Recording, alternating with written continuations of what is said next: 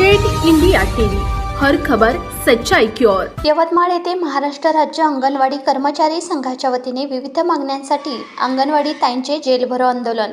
यवतमाळ येथे 20 सप्टेंबरला जिल्हा परिषद जवळ अंगणवाडी कर्मचाऱ्यांच्या मानधनात तात्काळ वाढ करावी, दरमहा पेन्शन, ग्रॅच्युटी व इतर प्रलंबित मागण्यांबाबत शासनाने लक्ष वेधण्यासाठी जिल्हा परिषद कार्यालयावर जेलमध्ये आंदोलन करण्यात आले।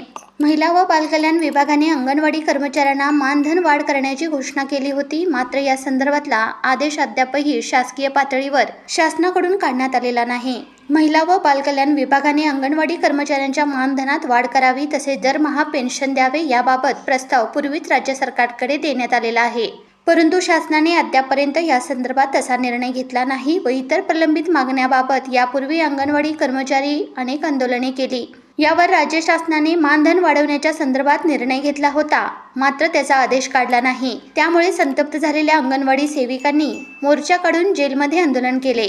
या आंदोलनानंतर शासन जागे झाले नाही तर 25 सप्टेंबर रोजी आझाद मैदानावर निदर्शने केली जाणार असल्याची माहिती संघटनेच्या नेत्यांनी दिली आहे। जिल्हा परिषद समोर सभा घेऊन मुख्य कार्यकारी अधिकारी यांना निवेदन देण्यात आले। आजच्या आंदोलनामध्ये 500च्या वर अंगणवाडी सेविकांनी स्वतःला अटक करून घेतली होती।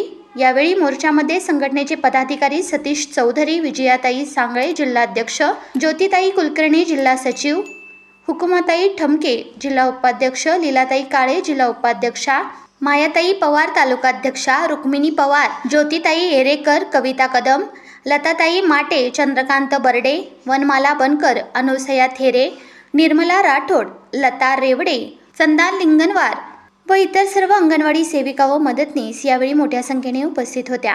यवतमाळ जिल्हा प्रतिनिधी विनोद माहुरे।